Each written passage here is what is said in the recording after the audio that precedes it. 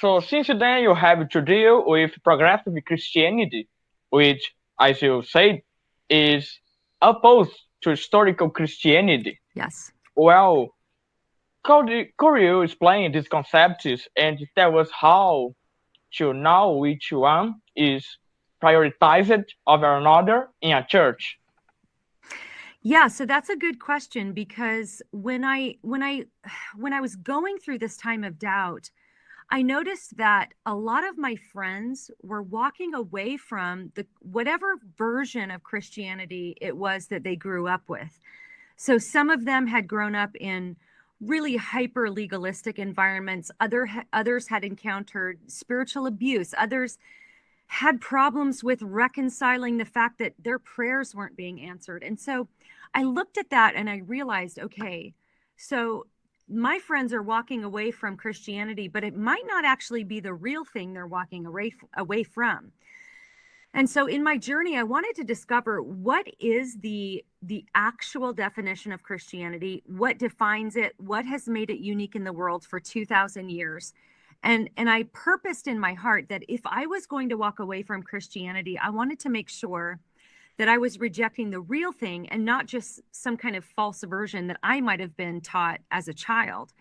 And so what I did was I went back to the earliest sources of Christianity. I'm talking about even before the New Testament was written. A lot of Christians don't realize, I know I didn't realize, that our New Testament is filled with creeds that predate the actual New Testament books by sometimes dozens of years.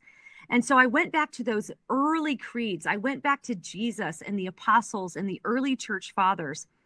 And I wanted to discover, what is the definition for Christianity? Because whatever Jesus and the apostles define Christianity as being, that's what I want to either accept or reject the truthfulness of.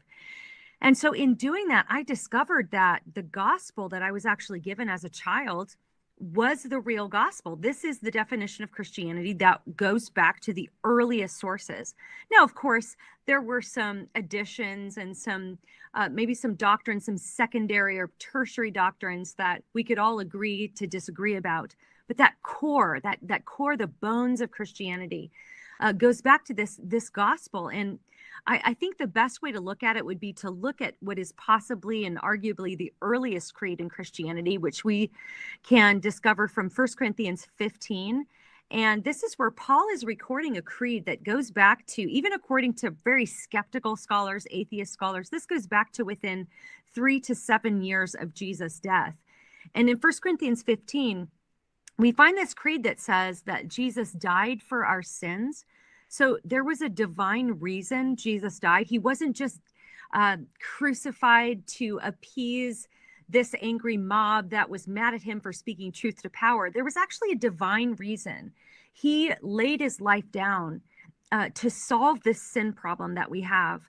So Jesus died for our sins. And then it says, in accordance with the scriptures, which tells me that the earliest Christians were very tied with the Old Testament scriptures, all of the prophecies concerning the Jewish Messiah.